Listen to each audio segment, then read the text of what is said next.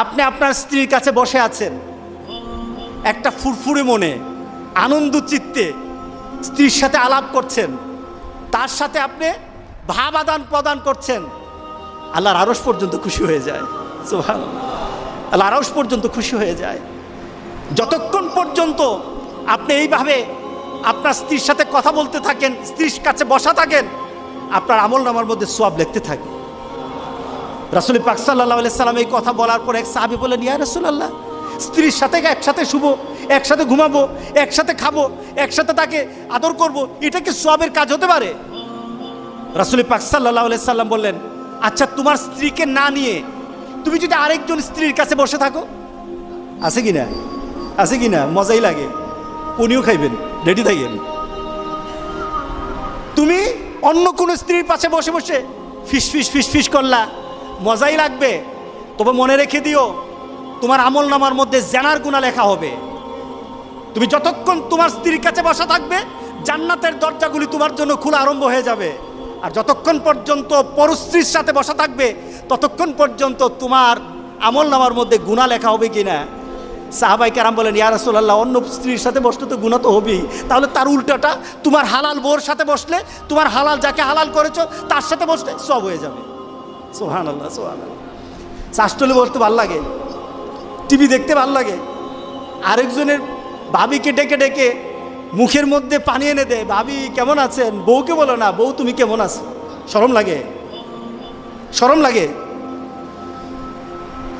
রাসূল পাক সাল্লাল্লাহু আলাইহি সাল্লাম বললেন যে বিয়ের মাধ্যমে স্বামী এবং স্ত্রী, ছেলে এবং মেয়ের যৌনতাকে পবিত্র করা হয়। সুবহানাল্লাহ, সুবহান, কত সুন্দর কথা। স্ত্রীকে হেফাজত করা হয়, এই মেয়েকে সমাজের বিভিন্ন ধরনের খারাপ লুলুপ দৃষ্টি থেকে একটা মেয়েকে বাঁচানো হয়। কারণ একটা মেয়ে যখন একটা ছেলের আন্ডারে হালালভাবে বৈধ হয়ে যায় বিয়ের মাধ্যমে, তখন আর এই মেয়ের দিকে কেউ খারাপ দৃষ্টি দেয় না। কি বলেন? দেয় না। দেখুন ইসলাম কি বলছে, রাসূল পাক সাল্লাল্লাহু আলাইহি ওয়াসাল্লাম কিভাবে ব্যাখ্যা করছেন। রক্ষণাবেক্ষণ হয় মেয়েটাকে রক্ষণাবেক্ষণ করা হয়। কারণ একটা ছেলে যখন একটা মেয়েকে বিয়ে করে, তার চিন্তা চেতনায়, তার ভাবনায়, তখন মনে হয় যে এই মেয়েটাকে সকল ধরনের বিপদ আপদ থেকে আমি রক্ষা করব, আমি তার পাশে থাকব, আমি তাকে বিভিন্ন গার্ড দেব, তার বিপদের সময় আমি কাছে থাকব। কি বলেন? বলে কি না? আপনার স্ত্রীর কাছে যদি কেউ ঘেঁষায়, তখন মেজাজটা গরম হয় কি না? হ্যাঁ, কেন হয়? কারণ সে আপনার হালাল হয়ে গেছে। রাসূল পাক সাল্লাল্লাহু আলাইহি সাল্লাম বললেন, কেউ যদি ঘেঁষতে চায় তোমার মেজাজ গরম হয়ে যায়, তার পিছনে কারণ হলো তুমি তার রক্ষক হয়ে গেছো। ইসলাম একটা মেয়েকে রক্ষণাবেক্ষণের সুযোগ করে দেয় বিয়ের মাধ্যমে। আর ওই মেয়ে যে স্টাইল করে বিয়ে করেছে, সন্তান প্রজননের গোটা পৃথিবী টিকে থাকবে যতক্ষণ পর্যন্ত আল্লাহ সুবহানাহু ওয়া তাআলা যে মানুষ সৃষ্টির পদ্ধতি বানিয়েছেন, পদ্ধতি সৃষ্টি করেছে, এটা চালু থাকবে ততদিন পর্যন্ত পৃথিবী সুন্দর হবে। আপনি ইউরোপ আমেরিকায় যান, বাচ্চা নাই, 40 বছর আগ পর্যন্ত তারা বাচ্চা কাচ্চা নেয় না। এটার পার্সেন্টেজ কত? 77%। 77%। আমি অনেক দিন আগে একটা ডাটা দেখেছিলাম, ইউরোপ আমেরিকার ছেলে মেয়েরা তারা 40 বছর 45 বছর পর্যন্ত তারা বিয়ে করবে না। মানে কি? বিয়ে করলে তো বাধা হয়ে যায়। তাদের ধারণা হলো, এক মহিলা আমার ভাগ্নিকে পড়ায় একটা ইংলিশ, আমি ওই সময় ম্যানচেস্টারে ছিলাম। তো ওই মহিলা আমার বান্ধবীকে বলছে তার 100টা ফ্রেন্ড আছে, 100টা ফ্রেন্ড। তো আমার ভাগ্নি মনে করেছে যে তার ফ্রেন্ডগুলি সবগুলি মেয়ে হবে। সে বলছে আমার 100টার মধ্যে 99টা হলো বয়ফ্রেন্ড, একটা হলো গার্লফ্রেন্ড। 99টা কি ফ্রেন্ড? বয়ফ্রেন্ড, আর একটা হলো গার্লফ্রেন্ড।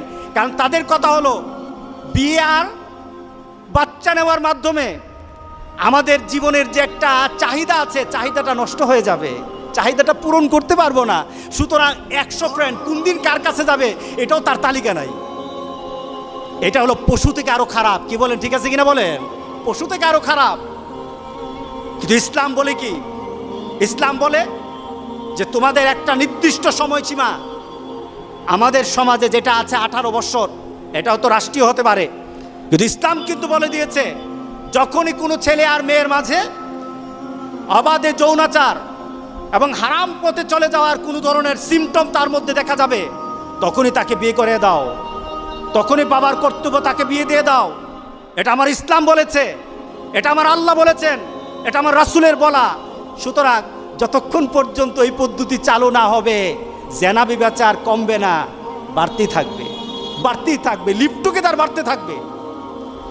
রাসূল পাক সাল্লাল্লাহু আলাইহি সাল্লাম থেকে যে আমাদের বিয়ের মাধ্যমে কি হয়, আমাদের প্রজন্ম সৃষ্টি হয়। আমাদের সমাজে প্রজন্মের এই সমাজও আছে, ওই সমাজও আছে।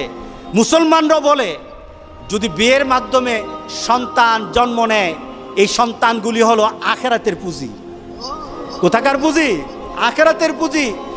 একটা সঠিক পদ্ধতিতে সন্তানকে যখন বড় করা হয়, এগুলি হয় যে আখিরাতের পুঁজি। আর বিয়ে ছাড়া যে সন্তানগুলি হয়, আমাদের সমাজে সন্তানগুলির একটা নাম দিয়েছে, নামটা কি? হারামজাদা। কি বলেন? রাগ করতেছেন নাকি? কারণ কি? একটাই শুধু নীতি, শুধু বিয়ের পদ্ধতি নাই, একটা হয়ে গেছে জান্নাতের আশা। আর একটা পদ্ধতি না থাকার কারণে সে সমাজের মধ্যে নিকৃষ্ট একটা পর্যায়ে চলে গেছে।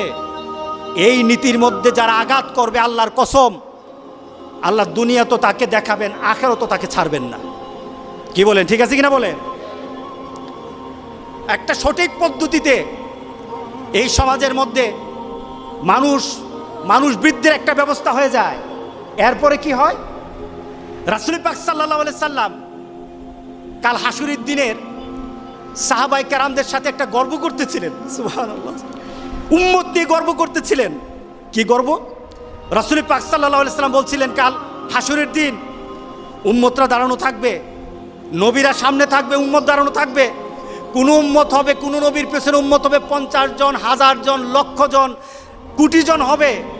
কিন্তু আমি মুহাম্মদ রাসূলুল্লাহ সাল্লাল্লাহু আলাইহি সাল্লাম যখন হাসরের ময়দানে দাঁড়ানো হবে, আমার পেছনে উম্মতের সংখ্যা হয়ে যাবে কোটি কোটি, উম্মতের সংখ্যা হয়ে যাবে, সবার থেকে আমার উম্মতের সংখ্যা বেশি হয়ে যাবে। আমি তখন সেটা আনন্দ বোধ করব, আমার মধ্যে আনন্দ লাগবে, আমার মধ্যে একটা সম্মানবোধ সৃষ্টি হবে।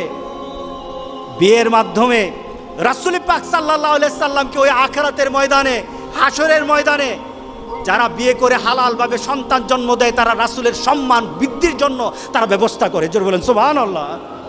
কারণ সেখানে যদি উম্মত বেশি হয়, সম্মানটা কার হবে? আমার রাসূলের হবে। কার হবে সম্মান? আমার রাসূল।